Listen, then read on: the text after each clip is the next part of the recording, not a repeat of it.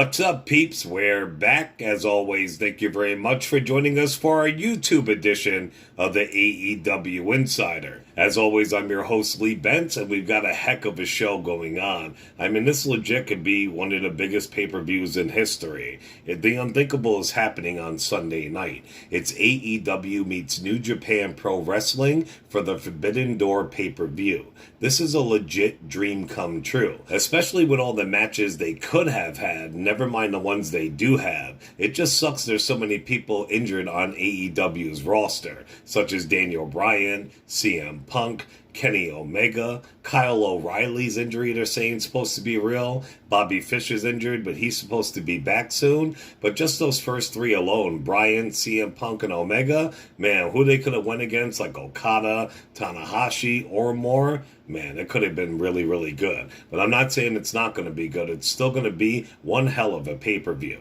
So here's the full card and my max predictions for the first annual. And I say first annual because Tony Khan wants to and is already in talks about doing a Forbidden Door next year. So here are my picks in the full card for the first annual AEW New Japan Pro Wrestling Forbidden Door pay-per-view.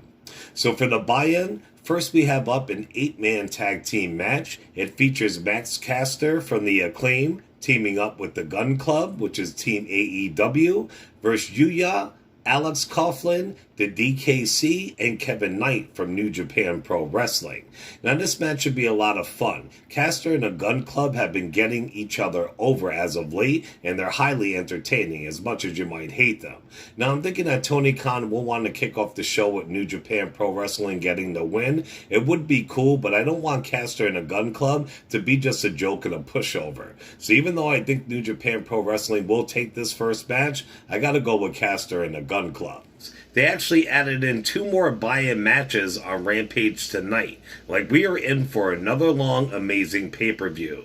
Those 2 matches are Yoshihashi and Hiroko Goto versus Aaron Solo and QT Marshall. Not Marshall, Marshall. Now, Goto and Yoshi are bomb-ass, like legit, but I love QT stable. I always have. They never get their pushes, they never get what they deserve, and they lose, yet I root for them. Solo and QT are the shit, and they deserve their flowers. So I'm going for the underdogs for this one, peeps. Your winners, Solo and QT Marshall.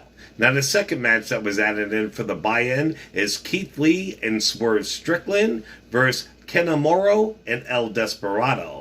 Now, Swerve and Lee have been beefing as of late, but I think it's way too early to split them up. Why put them together just to do that? It's going to be great one day when they take each other on. One big-ass Haas versus a skinny-ass fucking lucha-type dude who has mad moves. They're going to get it in. And not taking anything away from the New Japan guys in this match, it just doesn't make sense for them to win. So I got to go with Swerve and Keith Lee. So first match on the main card, we have a winner-takes-all contest. It's for the ROH and IWGP Tag Team titles. We have FTR, who have the ROH titles. We have the Great O'Khan and Jeff Cobb from New Japan, who have the IWGP Tag titles. And then we also have Roppongi Vice. Now, this match will be great, but it's so hard to pick a winner. Of course, you want to go with FTR, but AEW can't have them win everything. Great O'Khan and Cobb are dope, and would be cool as fuck to see them rep both sets of belts in New Japan and ROH, but Roppongi Vice have been tag team champs all over the world, and they were huge in New Japan Pro Wrestling at one time. So for me, it makes sense for them to win, so they can go to Japan and rep those tag titles. Beretta's a beast. Tony Khan literally begged him to come to AEW.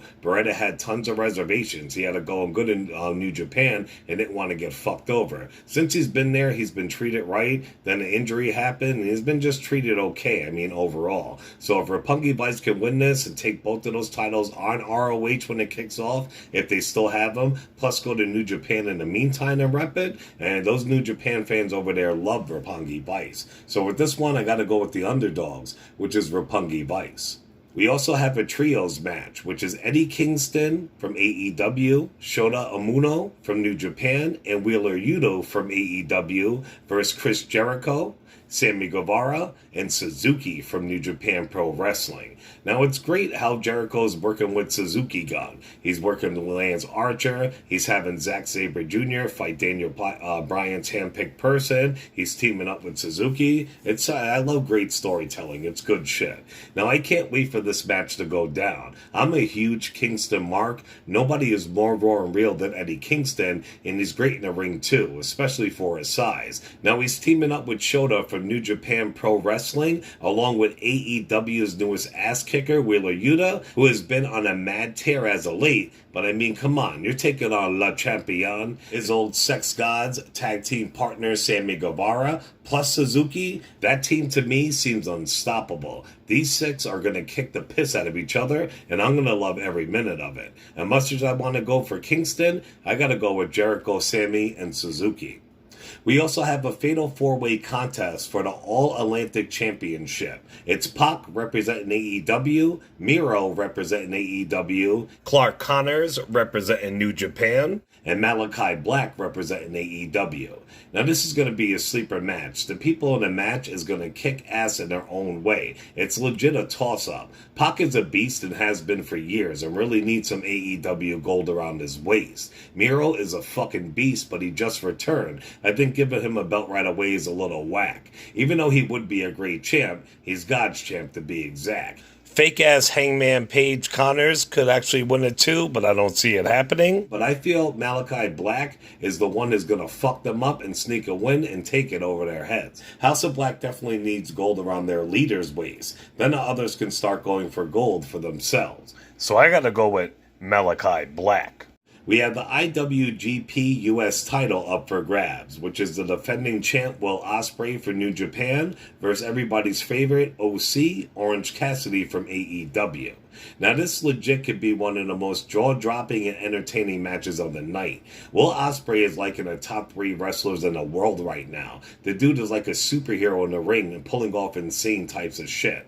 Orange Cassidy is entertaining as fuck, not to take anything away from him, but he is not on Ospreay's level, and I would definitely love to see Ospreay with somebody else than OC. But like I said, with all these injuries, we're not going to get those types of matches, unfortunately. So I got to go with Will Ospreay. We have an 8-man tag team contest, which has the Young Bucks teaming up with their old Bullet Club, which includes El Phantasmo versus Hikuleo, and they're taking on Darby Allin and Sting representing AEW, who are teaming up with Takahashi and Shingo from New Japan Pro Wrestling.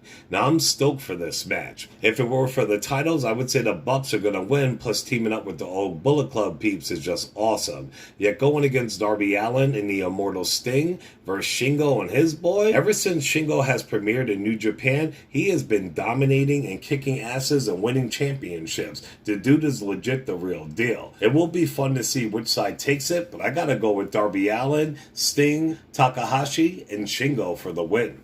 We also have a great singles match, which is Bryan Danielson's handpicked choice versus Zack Sabre Jr. from New Japan. Man, what this match could have been. Danielson versus fucking Zack Sabre Jr. I met Sabre Jr. a few years back at WrestleCon, the weekend ROH in New Japan did the G1 at the Garden. He was a very nice guy. I cannot wait for that match to happen one day. I would have took Sabre Jr. over DB though, just so you know. The kid's the real deal. Now everybody is speculating who will be the hand-picked person by Danielson to take his place and probably be the newest member of the Blackpool Club. When DB did that amazing promo on Dynamite this week, he said something like, "You never saw what this person can do in AEW." So that tells us this person is coming in from the outside. Speculation is running wild on the internet. My first thought was Johnny Wrestling Gargano, which would be amazing. The dude is the man. The other big rumor is Cesaro. Now, Cesaro is a fucking machine in the ring and can definitely go toe-to-toe. So this match is going to be a blast. Regardless of who it is, I'm still going with Zack Sabre Jr. We have the AEW Women's Championship up for grabs, which is Thunder Rosa versus Toni Storm. So this isn't even a New Japan versus AEW match. This is 2 AEW peeps going at it. They're finally giving Thunder Rosa her proper run. More TV time, more mic time, more wins, more matches, what she deserves. Yet, I think it might be a little bit too late. She might be dropping that title sooner than later. And I'm also glad they're giving Toni Storm her proper pushes and treating her right. Yet even though Storm is a shit and she's getting over big time right now, and she will be AEW Women's Champ one day, it's just not her time yet. So I gotta go with Thunder Rosa. We also have the Fatal 4-Way for the IWGP World Heavyweight Championship, which is the defending champ Jay White representing New Japan versus Okada representing New Japan versus Adam Cole representing AEW versus Hangman Page representing AEW. Now this definitely could be the match of the night. Jay White is legit one of the best in the game today and is an awesome Bullet Club leader. The Switchblade will cut your ass quick and take that win. Okada has finally arrived in the States, well, in AEW anyway, and that's a really fucking big deal. I'm not a huge fan of him, but he is uber over in Japan, and they fucking love him. You know I love me some Adam Cole, baby, and I can't wait for him to be the new AEW champ one day. And then you throw in Hangman Page in the mix. I'm not a fan of him at all. I was before AEW, but since he started in AEW and his entire run, champ or not, he's just fucking mid, to be honest. Now, I don't think Adam Cole or Page will win. White recently took that belt from Okada, so it's going to be a toss-up between those two to win, and for either one of them to take that title home and defend it. Normally, I always go with Adam Cole, baby, but not this time. I got to go with the Switchblade Jay White.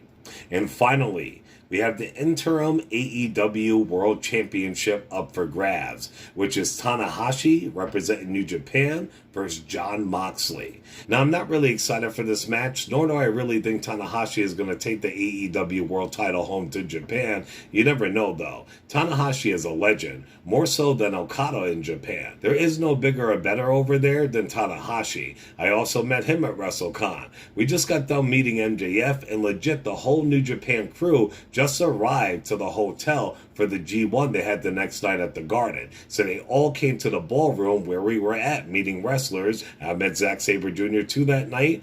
They were all up on the balcony, and I mean, everybody was there. So like the mark I am, I spoke with any of them that I could. I also met Tanahashi. He was dressed in a suit. I told him he was awesome, nice to meet him, and he was super nice. Now, Moxley did a 180 and got himself clean. He's in crazy shape, and he's kicking more ass than ever. He was a great AEW champ, and he will be a great two-time AEW champ after this match. He'll keep that belt warm for Punk or Adam Cole. Baby, this will be a great match, and I can't wait to see who it plays out. But I gotta go with Jon Moxley. Alright peeps, that's it for this episode. Remember to show us some love on all social media platforms, including Facebook and YouTube under the AEW Insider, and on Twitter under the AEW Insider 1 as in the number 1. I've been posting a lot of stuff on the channel, not a lot of wrestling stuff because I watch all wrestling, but it takes a very, very long time for me to put this together, write the show, edit it, what have you. So if there's something really, really big going down, I'll be there reporting it, but if not, I'm always there for an AEW pay-per-view. I appreciate all your support. I hope everybody's doing well. Be safe out there. And as always, thank you very much for tuning in to the AEW Insider. I'll see you all soon. Ciao.